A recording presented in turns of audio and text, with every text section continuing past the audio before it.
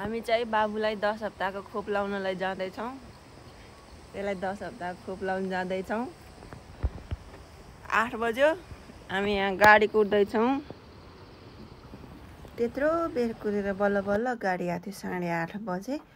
यस्तो प्याक आएको थियो। अब त्यसपछिको पनि त्यस्तै छ अरे। दसैँको मान्छेहरू काठमाडौँ निस्किने भएर चढेको सिट त के उभिन बल्ल बल्ल चढेको। कसैले सिट छोडेन।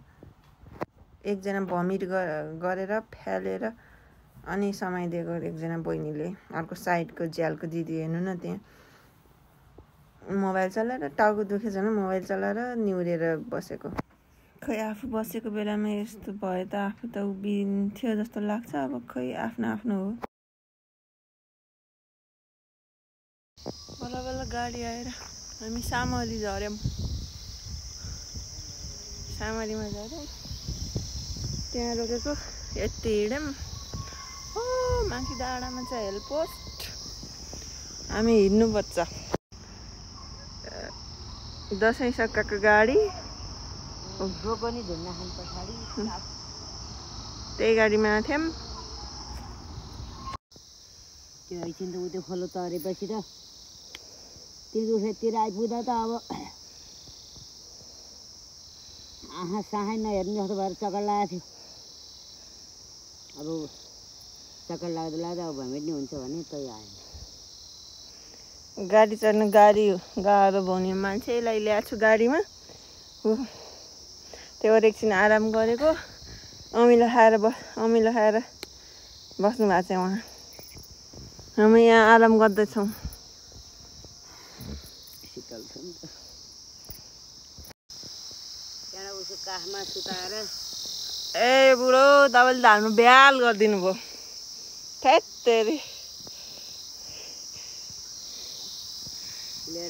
त्यस्तरी सुइलाउँदा नि यसले भोलिपछि लात हानिहाल्छ के। हामी मात्रै होला सुइलाउनु जाने यस्तो डाँडा भनेको। हेर्नुहोस् अरू पनि आइरहन्। आज 24 गते लाउने भनेर आउँदैछन्। उनीहरूले हामीलाई जित्छन् कि 15 मिनट 15-20 मिनट जस्तो लाग्यो। यहाँ हो मेरागाउँ गाउँपालिकासँग सामरी स्वास्थ्य चौकी। हामी 9:30 बजे आइपुग्यो। 10 बजे खुल्ने जस्तो छ। पङ्क्चुअलिटी रहेछ कि ठ्याक्कै 10 बज्दा 2 मिनट बाद तालचा खुलियो। अनि हामी यसरी भित्र आयौँ। यो उसको बस्ने ठाउँ।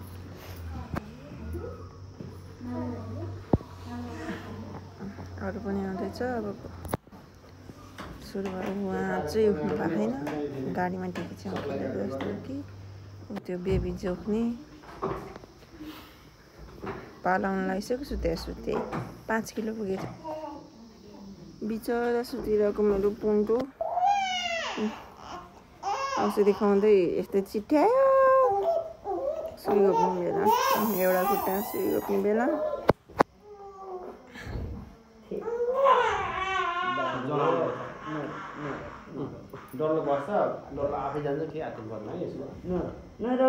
नहलाउनु मम्मी नहलाउनु। होस् अर्को महिनासम्म बस्छ। अस्तिको भन्दा यो बस्ने एउटै हो। बस्छ क्या डल्लो कहिले त्यो चिसो हुन्छ नि त। अनि त्यो डल्लो बस्नु टान्छु नरो ए डल्लै परेर बाहिर जाए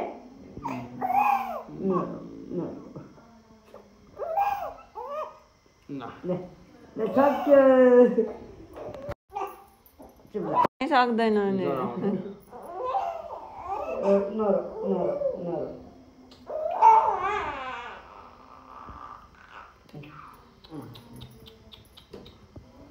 हामी चाहिँ 8 बजे निस्केको थियौँ।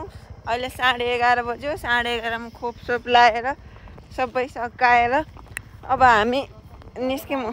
ओह्रालो झऱ्यौँ। घाम लाएर हजुरआमा नातिले चाहिँ छातामा म चाहिँ अब त्यसै सुत्केरीले काली भएको। यतिको घामले फरक पर्दैन। चाहिँ अब सुई लाएर चुप लागेको छ। अब हामी ओह्रालो लागेको। गाडी पायो भने गइहाल्ने, पाएन भने पेट पूजा गरेर बस्ने तलतिर। गाडी पाएन भने लेफ्ट राइट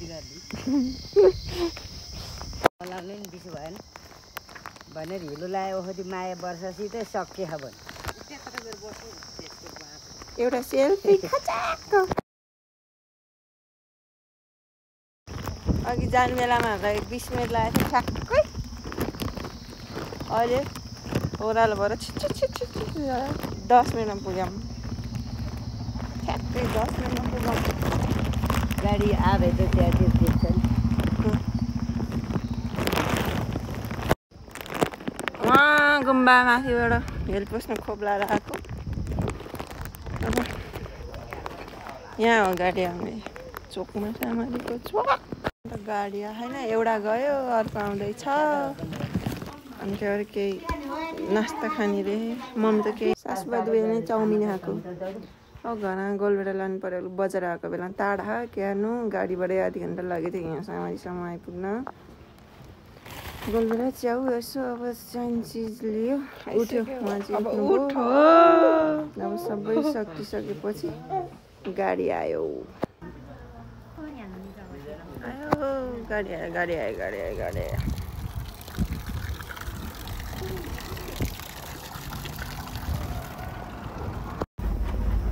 बजारमा त हामीले सिट पाएको, त्यो पनि लास्ट सिटमा। दिदी च्याउ खेलो, दिदी च्याउ।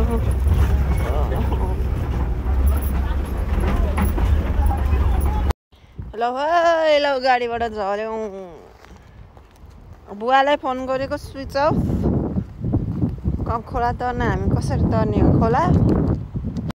त्यो खोला तरेर जानुपर्ने हो।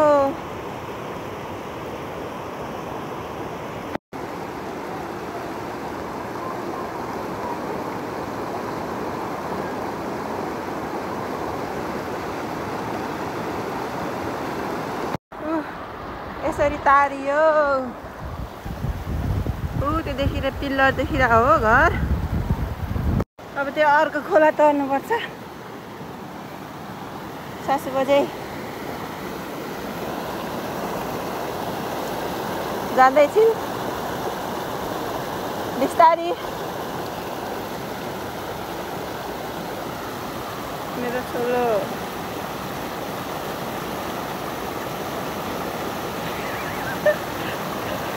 मैले भिडियो खिचेँ भएर मलाई आँखा तर्दैछिन्। अब मजा। हामी चाहिँ पुग्यौँ। हामीले जानु घाँस हेर्नु भने मिलमा झर्ने भने फेरि खोल तर्नु सक्थ्यो होला भन्यो अनि त्यो दुर्गीहरू यहाँ झर्छन् होला भन्ने झरेन। यसो हेऱ्यो त्यहाँ धान काट्ने मान्छेहरू अनि त्यसलाई रोको हो। अहिले चाहिँ ऊ खेलिरह। अर्कोपल्ट आउँदा चाँडै नै आउनु बिहान। सुइला आएको मान्छे यही हो होइन होला के हो? लुगा फेरेर आऊ। मेरो छोरोलाई अब चाहिँ धेरै दुख्यो। अब चाहिँ रुन थाल्यो।